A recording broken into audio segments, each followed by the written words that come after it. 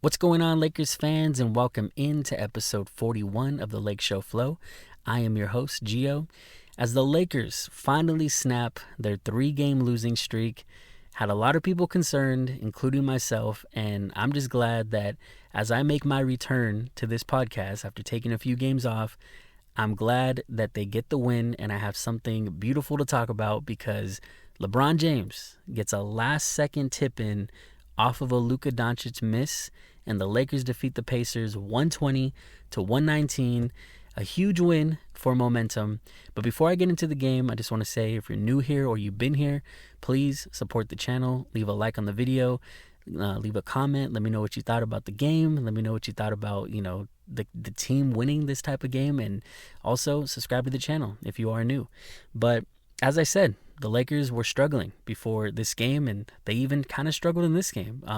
It was hostile territory in this game. It felt like a playoff atmosphere. It felt like there were so many Pacer fans, obviously, because they were in Indiana, but there were also a lot of Laker fans. It was interesting. Like when the Lakers were doing good things, when Luka was getting on fire, when things would go in the Lakers' favor, it felt like there was a big amount of fans there that were cheering for the team. And the Lakers have always been a team that travels very well, but it was very obvious tonight. I feel like there was a lot of Laker fans in there, and but yeah, the Indiana fans were definitely loud and proud of their team, which they should be. Their team is gritty.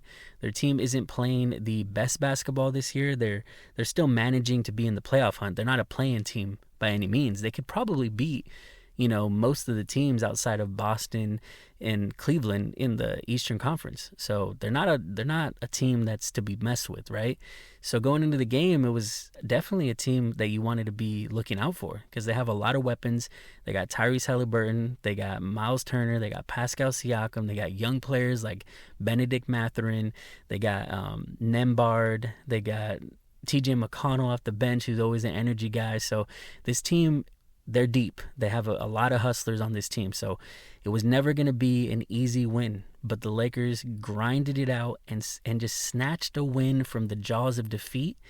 And we'll get into how we got here, okay? So initially in this game, Luka Doncic was getting almost whatever he wanted. He was setting the tone offensively while LeBron was struggling. LeBron, his shots were not falling today. He was very inefficient. But he was impacting the game in pretty much every other way that you could think of. His defense still needs work. It seems like he still needs to get his legs under him. It seems like he's still working his way back because he is. He was injured not that long ago. So you can't expect the defense to be as dramatic or profound, and as well as the offense. It feels like he's not as efficient. He's not as confident in his shot. But he had 13 rebounds in this game, including the game-winning rebound that ended up being a tip-in off of Luka's miss, and we'll get to that.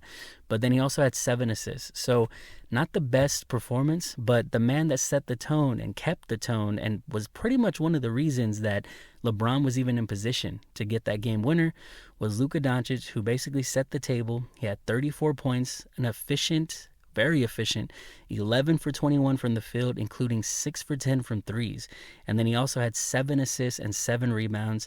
We had Austin with 24, 5 assists and 4 rebounds. He continues his streak of just having good games. But honestly, I am just very grateful that we have our X factor back, and that's Rui Hachimura, scoring 14 points, and he was 4 for 4 from his threes with 4 rebounds to go along with it. This guy, he's going to be the X factor because it's his first game starting again. And we all know that Rui is just better when he's starting. I don't know what it is. Maybe it's a mental thing. Maybe it's a circumstantial, coincidence because he obviously has been hurt and he just happened to get his minutes restriction. It's starting to get a little increase. He's still technically on a restriction, but he was able to maximize his basically his shifts with the starting unit. And in the fourth quarter, when all the chips were down and we had to really get some buckets, because here's the thing I noticed. I feel like every team, because Luka's always going to get his in the beginning of games. It seems like he has an answer for whatever is coming at him every time. Like he's very adaptable to any coverage. He's seen everything, right? Like people have been trying to guard him his entire career, and he's had a lengthy enough career where he knows what to look out for. He knows how to adapt. So scoring wise, eventually that starts to dwindle down because people will start really emphasizing making sure that they send three, that they send two. Like they don't want to let Luka eat like that. Like when he's already eating, they don't want him to keep going. You know what I mean? So it seemed like the Pacers started to find success with really limiting Luka's offense, or at least trying to. So he had to start deferring a little more. And unfortunately, there were very limited options to defer to in terms of, like, obviously our main guys were there. They were doing great. But outside of Dorian Finney-Smith off the bench, we really didn't have a lot of bench production. We only had 11 points from Dorian, but then we had 6 from Goodwin and only 2 from Connect, which he needs more minutes. And then also, 3 from Connect and then 2 from Goodwin. So it was not a very bench-heavy production when it comes to that. So in these closing moments, Luka was getting blitzed. Luka was seeing a lot of pressure. And there were 2 times where one of them, he did dish it to Rui, and he ended up making a 3. And then it was also Austin Reeves who dished it to Rui, and he made another 3. So he hit 2 clutch threes, Rui Hachimura, to really establish himself again as the Lakers X factor. And it just feels good to see, because I just feel like the Lakers, they're better when Rui is at his best. And it might sound crazy, but that's going to be a real key to success, because Luka's going to do his thing. LeBron eventually is going to get more efficient, back to his normal self. Austin's going to do his thing. But when we don't have another person, like Jackson Hayes could be taken out of a game sometimes, right? Depending how teams guard the pick and roll, Jackson could kind of be taken out of the game. And his offense isn't as versatile where he can stretch the floor. So they know what to look out for. When you don't have that versatile, factor to your game, the defense is going to be easily adapted to that. But with Rui, since he is so unique in his skill set, he can basically score at all 3 levels. He can knock down threes, as he did tonight, and that's the only field goals he made were 4 threes. He can get to the rim, and he also has that mid-range shot, right? So that's why a lot of people compare him to Kawhi, because he has that mid-range that not a lot of players have, and he has it at a very efficient rate. So Rui's going to be the most important factor, because defenses in the playoffs are going to key in on LeBron, obviously going to key in on Luka, and you already see what happens when he gets really keyed in on. He struggles sometimes because he has to either make a tough pass over like 2 people, 3 people sending at him that they send at him, or he has to take and make tough shots. So Rui's going to be one of those guys that is wide open, and he needs to be ready to lock and load and fire from the corner, from wherever he's at. He's got to make the most out of those opportunities. Tonight, he finally looked like himself in that regard. And to me, we don't win this game without those 2 clutch threes from Rui Hachimura. And Luka was so clutch in the fourth, too. It was so nice to see. He hit a 3 to tie the game. Then he hit a driving layup to increase the lead to 2. Like, this guy, he has such a gravity to him. Like I said, defenses start to key in. And when it mattered most, after LeBron struggled, he only had 1 field goal made going into the fourth quarter. And the commentary team said that was only the second time in his entire career that he only had 1 field goal going into the last quarter of a game. So it was a very weird and unique game. And it reminded me of a game that I went to where I saw my GOAT, Kobe Bryant, struggling from the field. I don't even remember how many shots he took, but he only made like 2 out of like 20 at one point in the game. And it was getting discouraging because obviously it was my first time seeing Kobe. But when it mattered most, he pulled up and he made a shot to win the game. And it was against the Hornets. And I remember this game with it's just such a vivid memory to be there. Like my first game ever seeing my hero and my idol, Kobe, and he makes a game winner. I'll never get over that. But this was like sweet on another level, because obviously it wasn't, I wasn't there in person, but it was still amazing to see. So to set you guys up here, Luka, he ends up getting the ball on in the last possession of the game, and he drives into the lane. As he's driving in the lane, you have 3 defenders commit to making sure Luka does not get off the floater he's trying to get off, whatever he's trying to do. The reason he even had to put a floater up is because they sent 3. But with that gravity that Luka commands, LeBron was not boxed out. So when Luka throws it up and it's short, and it's a shot that he's probably going to make at least 8 out of 10 times, it bounces out, but LeBron is there with the split, the 0 point, probably I think he tipped it like 0.2 seconds. We're on the clock. And so, and pause on that, I almost said something else. But but LeBron tips it in just in the nick of time. And the relief on Luka's face, because he fell to the ground, but when he got up, he had a big smile of appreciation. And I saw a clip where you could see him clearly tell Bron, like, you had my back. Like, I'm sorry I missed. So it was just a moment that I hope, you can only hope, because the Lakers have been struggling. And I'll kind of get into what I think has been attributed to that. But this is the kind of win that you hope starts to be the catalyst of a momentum run going forward. If they bounce back against the Bulls tomorrow after the Bulls just ran us out our own building the last time we saw them, that is potentially the catalyst to a deep playoff run. I truly think. And it could be like, okay, why would they have that much of a momentum shift just because they win a buzzer beater against, Indiana? But that type of win is huge because the Lakers, like I said, were struggling, and I think their defense it looked better today. There was a little bit more like hustle and movement, but at the same time, they had a 6-point lead in the fourth that Luka was the catalyst for, and they just couldn't keep it. They allowed Indiana to just pretty much get in the paint for free. And I don't know if it's because they just wanted to limit outside shots, but there were some weird defensive possessions where I think they might have been tired. Maybe they just figured, fine, let them get 2, but we're not going to trade 3, let them get a 3. I have no idea where those lapses came from, but it can't keep happening. And their third quarter, performances, it just can't be happening. So what I'm saying is you'll be surprised what type of huge differences a win like this can make. And I think confidence is going to be at an all-time high. And I truly believe that this win could end up being what we look back on. And someone was thinking just like me on Twitter. They said, this is the win that we're going to look back on, and we're going to say that's why the Lakers either won the championship, got to the finals. Like, a win like this could do wonders for a team that has been struggling, especially when a guy like LeBron is the one to go up there, even having a struggle of a game, and he's the one to tip it in. Like, what's your excuse, Luka? And I'm not saying Luka had a bad game. Luka had a great, amazing game. But I'm just saying, like, if there's a hustle play in Luka's favor, he needs to go make that play. And let alone everybody else. That they're all younger than LeBron. They all got fresher legs. They should, in theory, right? LeBron's a freak of nature. But I'm just saying, if he could do it and get a game-winning tip, then what's stopping our other younger and more, players that should be able to get up there and do that, right? But LeBron had a hell of a day, by the way. Like, he started off his day either in Indiana, and I believe that's where Pat McAfee does his podcast.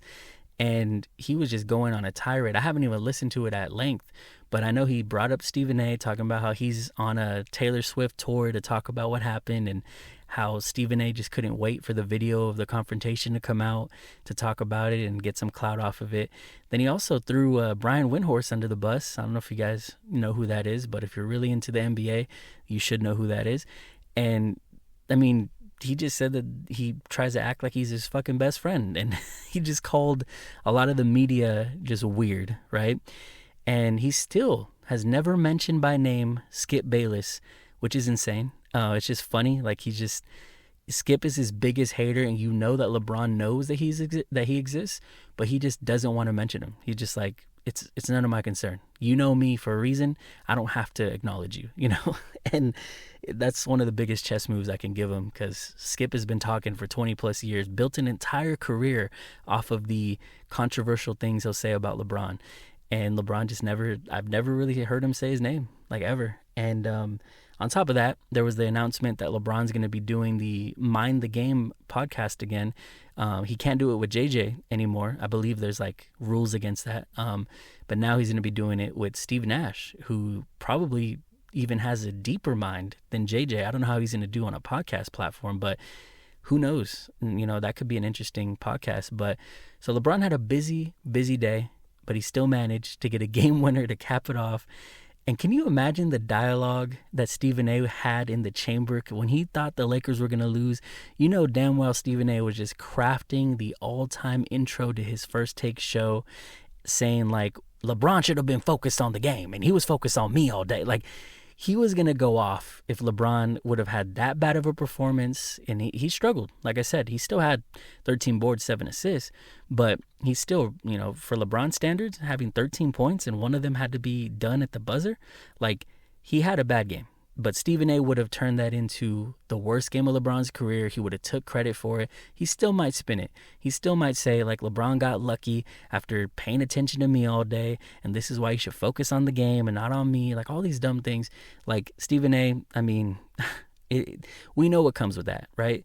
But I'm just glad that LeBron was able to cap off that type of busy day with the win. So now Stephen A., no matter what he says, the Lakers won. And it was because of LeBron. So now whatever he says doesn't have as much credence because he has to say at the end of it, but the Lakers did win. So it is what it is on that front. But there's some things to be concerned about with this team. I mean, when you come off of a 3-game losing streak, it's always going to raise some eyebrows. It's always going to make you a little worried about a team. And I don't want to just say nothing but positive all the time because there's things to be worried about. The defensive liabilities that they do have, it comes to haunt them sometimes. And I think when your main players like Austin and Luka, 2 of them, they're not the greatest defenders. They'll always make effort. They'll strip the ball out. They'll read passing lanes. That's great. But it sucks that the best perimeter defender between LeBron, Austin, and Luka is LeBron, and he's 40 years old. So when he's getting his legs under him and he's barely getting back into condition again to be able to do this and play basketball, keep in mind he's 40. He's got skin in the game. He's got miles on those legs. So it's tough when he's the best defender out of your top 3 players. So those deficiencies come into play. Vando has had a really weird stretch. Like, I don't know what it is. He's been fouling a lot. He hasn't been the same Vando that we're used to. Maybe he's kind of nursing some injuries. I don't know. Maybe he's not 100% yet. I mean, not even that. It's more like maybe, I don't know. Maybe his feet, because he had double foot surgery. So maybe it's just not 100%. I have no idea what it is, but Vando just hasn't been the Vando that we have come to know and love. And I think he'll get it right. I think in a big, high-profile matchup, like in the playoffs, I think he's definitely going to get it right. Dorian, he's been way more efficient. That's been kind of like the quiet part of all these struggles, is Dorian is finding some consistency with his threes. And I'm enjoying seeing him perform because he's one of my favorite players on the team. And he just, if he's hitting his threes, because he's the one who said that, hey, we're all buck naked wide open with LeBron and Luka and Reeves at the helm. So if he's hitting his threes and he gets that consistency, he's not afraid to take those shots, and he'll make those shots. Gabe Vincent needs to step up more, obviously. Connect needs to get more minutes. I mean, I know it's hard when he's kind of a defensive liability, but sometimes Gabe is too. Sometimes he is too small. So sometimes you need more of that pure form of shooting that Connect could give you. So I know I'm everywhere right now, but it's just there's some things to be concerned about this team. And it's great that this win is a confidence builder and a momentum builder and could possibly be the catalyst, but that's wishful thinking 100%. Like, I'm being an optimist, and that's usually how I am. I'm usually very optimistic, and I'm going to keep that energy. But at the same time, the defense needs to be better than it has been, and I thought that we got glimpses of that month where they went off and they were being so efficient. I believe it was the month of February when they went on that win streak, all that stuff. It's been a tough March so far. So as they march ahead to April into the playoffs, pun intended, I think it's going to be key for their defense to really continue to step up. And I think it will. And that's not just me just trying to paint the perfect picture. I believe that if the Lakers do not win the finals, if they do not win, every playoff matchup, if they can't beat OKC, it's going to be maybe, they could have used another perimeter guard. Maybe they could have used a center. And that's stuff that we lost when it came to acquiring Luka. We had to make the sacrifice of not having an interior presence that's as good as AD. Jackson Hayes does his best, right? Rui does his best. LeBron, they all do their best to hold down the paint. It might not be enough. We have Luka, Reeves on the perimeter, but we need a better, perimeter defender. And Dorian holds wings, and Rui can hold wings, and LeBron could hold wings. Luka too sometimes, but we need someone that can keep up with these guards. These guards are tough, man. It's really hard for them to guard the likes of, Kyrie went off against us. From the Blazers, not the Blazers. What team am I thinking about? Chicago. Kobe White. He was looking like Kobe Bryant against us. Like, those are the players that we tend to struggle against, right? We have Halliburton that had a career high in assists, and that's because they couldn't hold their own, so he was able to dish off when someone came to help, right? So it's not easy for this team to defend at the highest of high levels. I do have hope, but I also have concern. So I have a very, I don't know. I forget what word I'm looking for, but I'm optimistic, but I still have my reservations, right? So hopefully this does become the catalyst, as I keep saying. Hopefully tomorrow they get back against the Bulls and they look more like themselves defensively. They make up for that embarrassment that they put together against the Bulls in LA. And hopefully things start to come together because they have a chance to control their own destiny. LeBron said it. They control their destiny. They have the tiebreaker on the Nuggets. If they keep winning and the Nuggets keep winning, they're good. They got 2 games against Houston that could basically secure the 2nd seed. They have a game against the Grizzlies at the end of this on the weekend. That's who they play. So they need to beat the Bulls tomorrow. They need to beat Memphis. They need to just keep rolling and try to squeeze out as many wins as they possibly can during this home stretch that they have. Not home stretch, but the road stretch, and then when they get back. So the home stretch to the playoffs is what I'm saying, right? Just a little expression.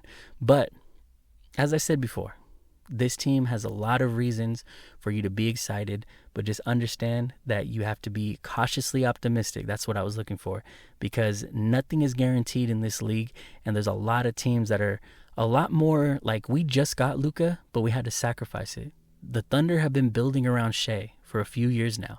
They've only improved, right? The Celtics, they were building around Tatum and Brown for years before they got it done. The Lakers, it's hard to say that they're supposed to win this because this is barely being built. It's still like a seed that was planted, and we're trying to see it accelerate its growth, Like we're trying to accelerate it and see what it could be with LeBron and Luka, but they don't really have the exact team, the ideal team around them, like 100%. And I love this team. I love the grit of guys like off the bench, like Dorian, Gabe Vincent, Jordan Goodwin. I love those players, right? And I love, obviously our top guys, but it's not a guarantee that that's enough. And I'm just saying, that's why I have realistic expectations. I know what they can do, but I know it's going to be a challenge to beat these teams that have been being built for so long. It's going to be hard to play catch up and to put all this all together. But if any team can do it, the players that we have, LeBron and Luka, I'm just saying, that would be the duo that would be able to, because neither of them is too young to figure this out. Neither of them's too young to get it done. LeBron's obviously LeBron. Luka's been to the finals. I think we have something here with Reeves as well. Obviously, you can't sleep on that white boy. He's a beast, man. He is a beast. Reeves has been so damn good. So I have my hopes, and I have high hopes, but I'm also realistic. I'm going to see you guys tomorrow night. Well, I always end up releasing it the day after, but I'll see you guys when I record my podcast tomorrow and release it on a Friday morning. And like I said, if you're new here or you've been here, please support the channel. Leave a like on the video, comment, share it with your friends, and subscribe if you are new. But that's going to do it for the Lake Show Flow, and we'll see you guys next time.